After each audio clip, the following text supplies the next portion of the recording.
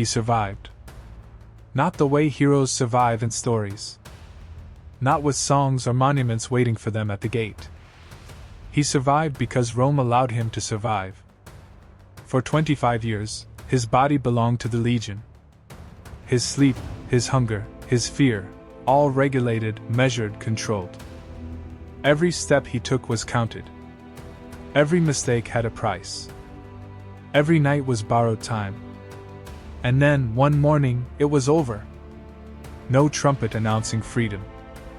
No crowd. No relief.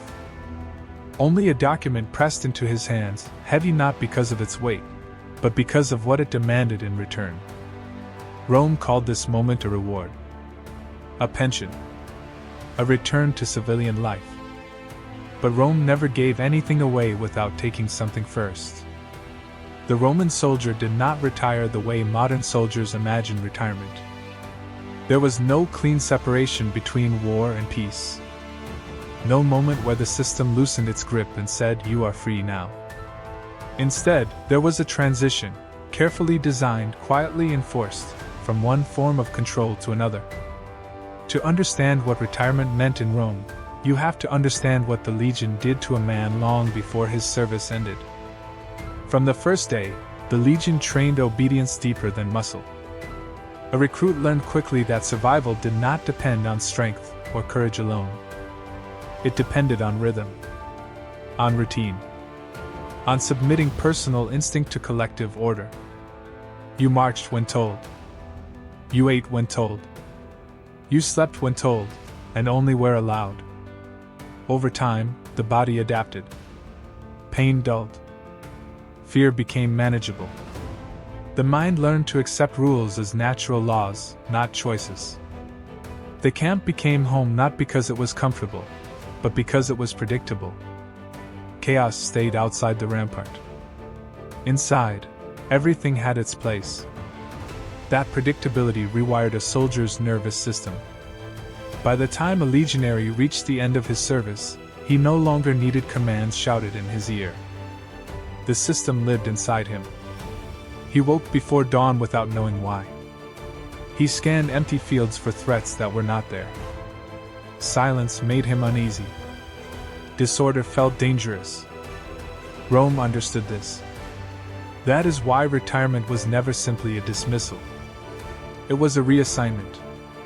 When a soldier completed his term, usually after decades of service, he was granted what Rome called missio honesta, an honorable discharge. On paper, it looked generous. Land, money, legal privileges, the right to marry officially, if he had not already, a place in society. But the location of that land mattered more than the land itself. Rome did not scatter veterans randomly across the countryside. It placed them deliberately, often in newly conquered or unstable regions. Veteran colonies were not acts of charity. They were tools of control. A former legionary was a walking symbol of Roman order. He knew how to build straight roads, how to enforce rules, how to recognize disobedience before it became rebellion. He was a garrison without armor. In these settlements, veterans lived among civilians who had never known the discipline of the legion. To the locals, these men were intimidating. They moved differently, spoke little, observed constantly.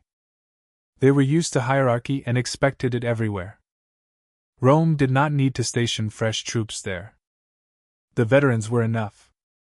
But what did this arrangement do to the men themselves? Imagine waking up one morning without a watch schedule. No guard rotation. No trumpet. No centurion.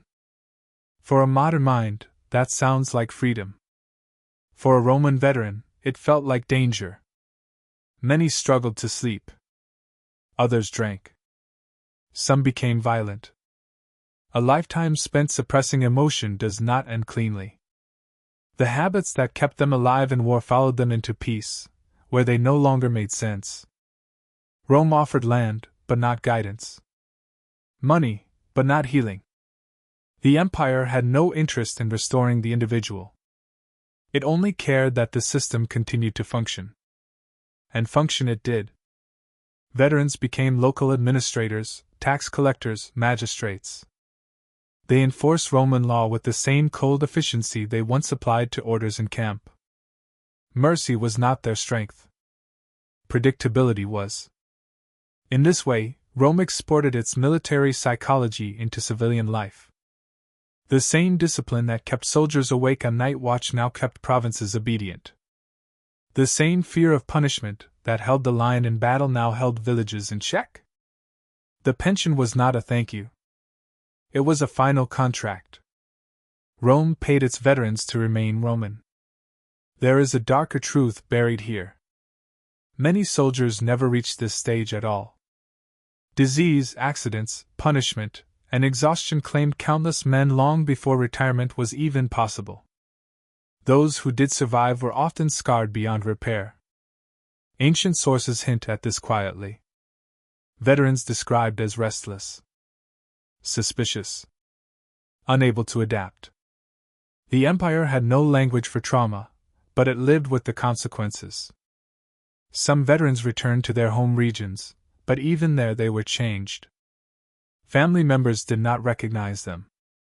Old social bonds felt weak. Civilian disputes seemed trivial. The habits of command and submission lingered. The legion had taught them how to survive war. It had not taught them how to live without it. Rome never intended to. From the empire's perspective, this was not a flaw. It was a feature.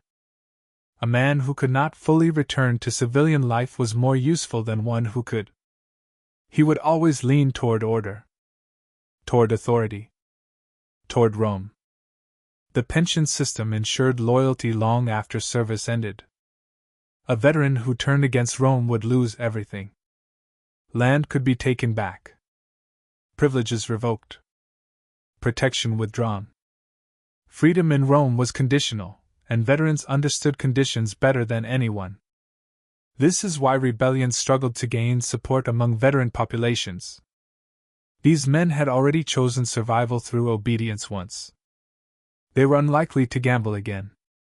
There is a common myth that Roman soldiers fought for glory. The reality is colder. They fought for structure, for predictability, for a system that promised survival if rules were followed exactly. Retirement did not break that promise. It extended it. Even in old age, veterans often lived as if they were still under watch. They kept weapons close, slept lightly, paid attention to routines.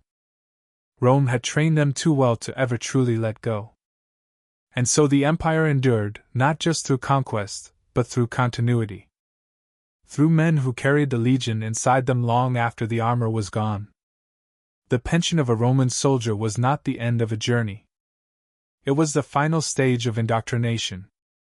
By the time Rome released a man, it no longer needed to control him directly.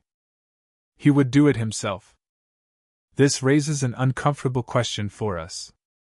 What happens to a person who spends a lifetime inside a system built on fear, discipline, and collective responsibility? Can they ever truly leave it behind?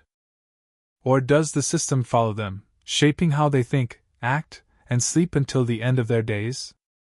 Rome answered that question long before psychology had words for it. The legion did not simply conquer territories. It rewired people. And the pension was proof that Rome's greatest weapon was not the sword, but the human mind trained to obey long after the orders stopped coming. That is how an empire lasts. Not by rewarding service, but by making service impossible to forget.